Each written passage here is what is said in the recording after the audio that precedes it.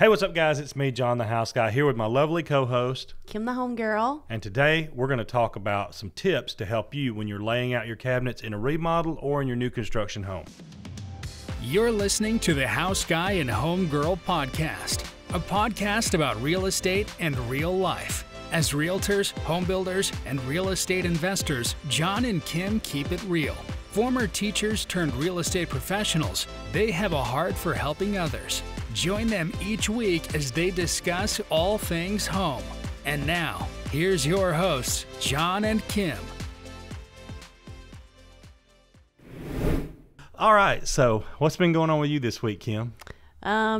Wrapping up the yard sale that we had, so I'm trying to clean up everything. Yeah. Inside the house, we We had a good sale though. That was pretty good. We We did. had a good neighborhood yard sale. Yeah, it was fun, I guess. Had a pretty day for it. A lot of traffic in and out. It was the best it could be, I guess. You know, We got rid of a lot of stuff. a lot of stuff. So I'm cleaning all that, getting ready for Father's Day. Hip hip hooray! Happy early Father's Day. Well, thank you very much. And then Nora's birthday's coming up, trying to get all that together, and then we're going on vacation next week. So lots and lots of things in the pipeline and then, work, of course, trying to get all the stuff buttoned up before we do go on vacation. And the number one thing we're trying to knock out, Cabinets. cabinet layout. And we're going to do that today after the show. Yeah, so we've been meeting with our cabinet builder this week and talking about some things. So we thought it'd be a good idea to just come to you guys this week and kind of talk about some of the things we consider when we're putting our cabinets together, so that we can make optimal use out of the space for whoever the homeowner winds up being, or when we do renovations and stuff like that on our rental properties or whatnot. We're laying out cabinets all the time, and so we deal with not only custom cabinetry but stock cabinetry, and there's a lot of different things that you have to consider. So yeah, I was just thinking that, we have dealt with a lot of cabinet variations over the course of our home building reno career. We did do the stock cabinets from Lowe's, which somebody just picked those up. There's a you can go and there's different little companies that still offer little stock cabinets and stuff at a cheaper rate. That wasn't a bad idea when we flipped a house. Looking at the budget and where we wanted to be, stock cabinets was where we needed to go on that. But they came out new and made the space look clean, and it worked for what it needed absolutely. to work. So the difference between when we say custom cabinetry and stock cabinetry, basically, if you have a length of wall, right, and you want to put stock cabinets in there, they only come in certain sizes. So let's say you have 10 feet, you might get 3-foot cabinets, and then you have 1 foot left over, right? So you're going to have some space there at the end, or you got to figure out how to just use the building blocks. It's like Tetris, the pieces that are there, and plug those into the wall, versus a custom cabinet builder can come in there and take that foot that you have left over, spread it 3 inches on each cabinet, and make them fit the wall perfectly, right? So then when we do new home construction, we do a lot of custom cabinetry because we want it to be perfectly aesthetic for the space, So as we're talking about that, as far as expense goes, though, custom cabinets will run you quite a bit more than the stock cabinets. oh, absolutely, custom anything, and the is gonna always quality is be a little better too, because it's usually they use wood, and the other is wood per se, but it's fabricated in a warehouse, and it's not custom. So right, there yeah. you go. So that's it's the difference. cheaper of the two, but that's not to say that it's not a bad cabinet. I mean, a lot of people have stock cabinets in their house, and I think they work. Actually, when we rented a house in Coleman, that particular house had stock cabinets, and I'm thinking of a company right now around here that was like that or whatnot. Used to could buy them at, what is that, Ace Hardware place in Sheffield. They had a little at Discount Dan's. Yeah. Oh, yeah. Yeah, but I think they're gone now. They're out of business. But there was a little place back there that you could order. Neither here nor there. We had stock cabinets in our house in Coleman, and they were really nice. Yeah, I mean, it's not necessarily the quality as much as it is the layout. The layout, right. And the choices that you get to make, right? And they're also, if you are an investor and you need something on a pinch, custom is going to be every bit couple months, 3 months out, and stock you could probably get tomorrow. Yeah. So there you go. If you lay it out with what's there in the store, you can start tomorrow putting your cabinets in. And that's the other thing, the time crunch that you wind up getting into, right? So when we're meeting with our custom cabinet builder this week, like I said, we've gotten our drawings back. We're kind of reviewing those. Talk a little bit about the considerations that you're making for the space as far as the functionality of the space. So I just want to make sure that it all lays out, and I really don't have a whole lot of playroom. I mean, I do, but I don't. Like I've got to have the stove is in a certain spot, the dishwasher is in a certain spot. In the plan, it calls for an additional pantry, in which I'm gonna a built-in. It's already there. So I have to kind of play around and make sure that it all works.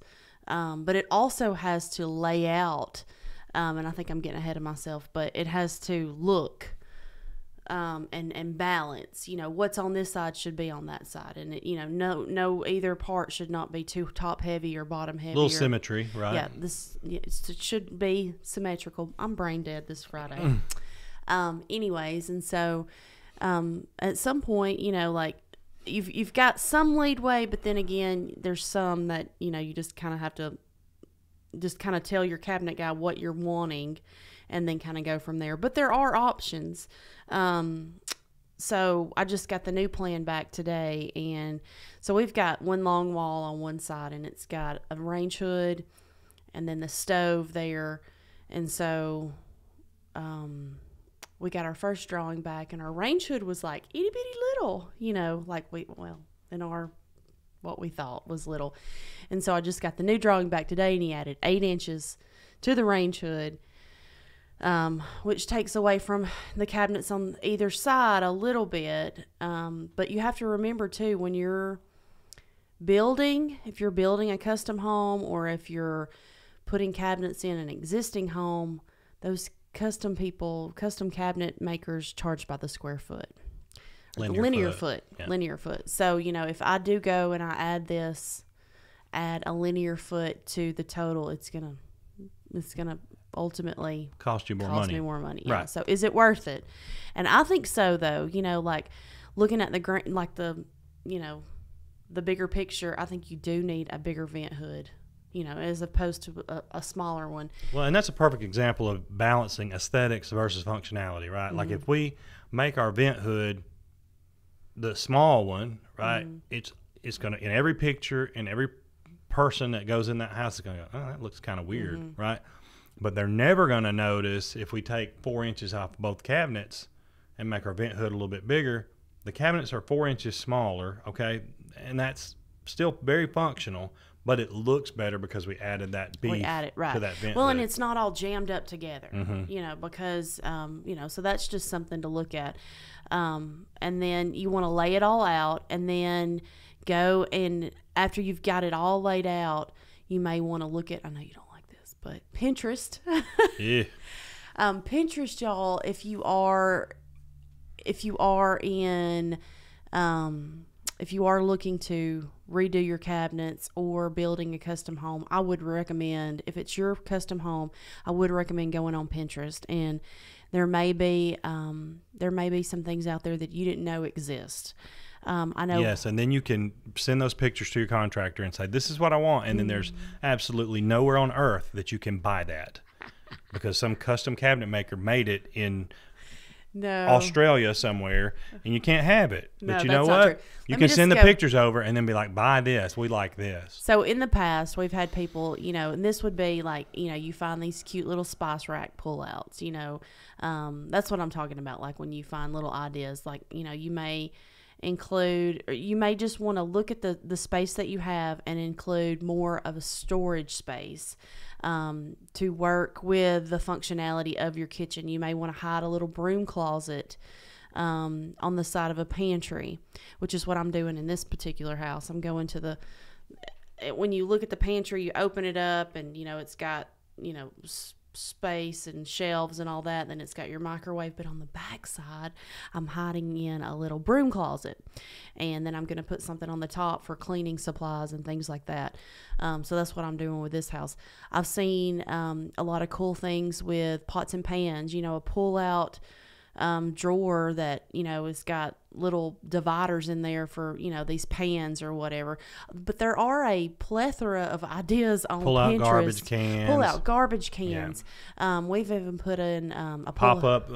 They got the KitchenAid mixer that pops up out from under the cabinet. Yes. I mean, people.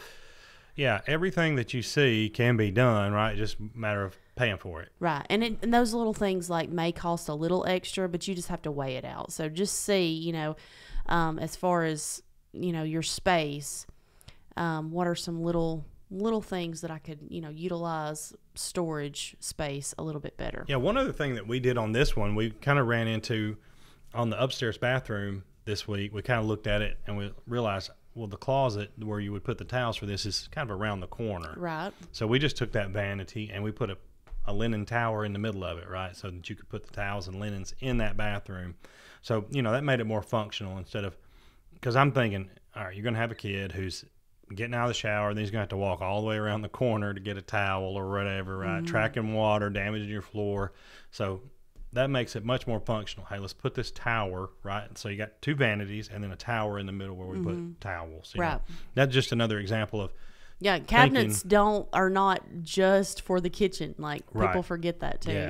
Yeah, because bathrooms and laundry rooms and hallways and all the things in between. Recently we had our cabinet guy make a really pretty china cabinet, so they can add in furniture. Because at the end of the day, it's a wood piece of furniture. Yeah, that's what those guys are building. So the biggest thing I would say to do is this, just like using the tips from when we talked about choosing contractors, talk to some different cabinet guys, figure out who you're going to use, and then work exclusively with them on getting the layout, extensive discussion back and forth until you get it tweaked and make it exactly how you want it to be. And those guys will have both you and your cabinet contractor are on the same page, literally. And you may want, I would always recommend to have a paper version of what you agreed upon. And then also a huge thing, especially if you're building a custom home, when you're dealing with cabinets, is can the cabinet maker deliver your cabinets on time? Meet your deadline. Meet your deadline. Absolutely. Because that right there, there's so many things that hinge upon cabinets being completed. You're stuck. If you don't have cabinets, can't move forward. Can't put countertops on without cabinets. Can't put sinks in without countertops. Can't put, plumbing in without sinks. So you're at their mercy from that So you may want to go with, the best person in town. That's great, but do you have time for that? And time is essential. And you may have all the time in the world, as far you just paying that interest rate, but those guys are going to be a good resource though of ideas, because they build cabinets all the time and they're going to know all the different things that you can add and different things that you can do. They're going to give you lots of options, and then get your professional drawings done, take a look at those, review them, and then you're ready to pull the trigger and get your cabinets going. Yeah, just start. Whether you're building a custom home or you're redoing your kitchen, you just got to start somewhere. And I've seen a lot of cabinets, kitchens here lately that have scrapped the layout that was previously there. If they were flipping a house or remodeling their own home, they've just scrapped that kitchen layout and went something totally different, added an island, changed the color of the cabinets, but just the whole layout was different, and that's something to think about too.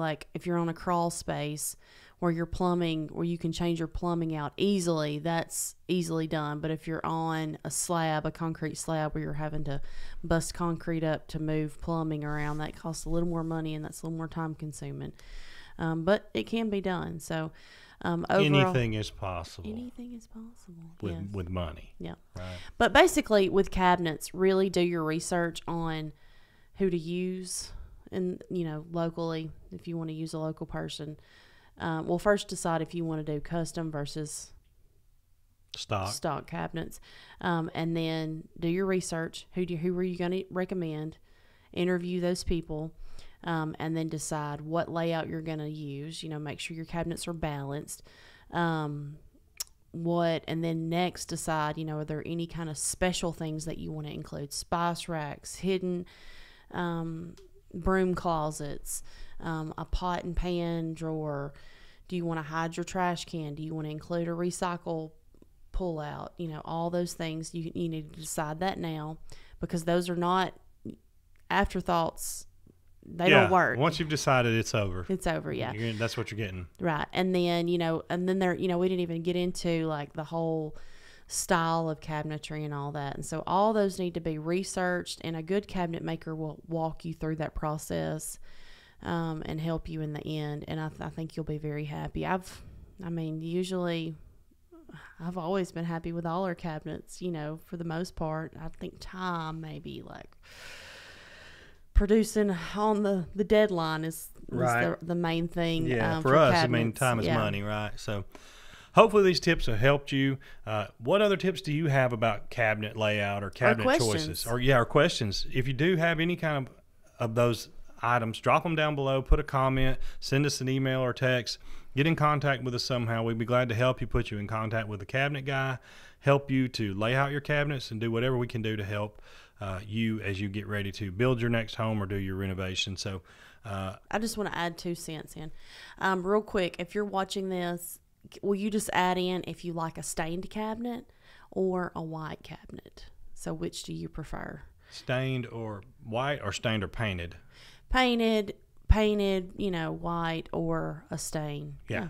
Which do you prefer? And that goes for bathroom or kitchen. So drop a comment down below, stained or painted, and let us know. Thanks again for watching the show. Subscribe, comment, like, share. Help us get the word out. Thanks again for tuning in. We'll see you next time. Thanks, guys. Thanks for listening to the House Guy and Home Girl podcast, your #1 source for all things home. Be sure to subscribe to the podcast and check out our YouTube page for video content from the show.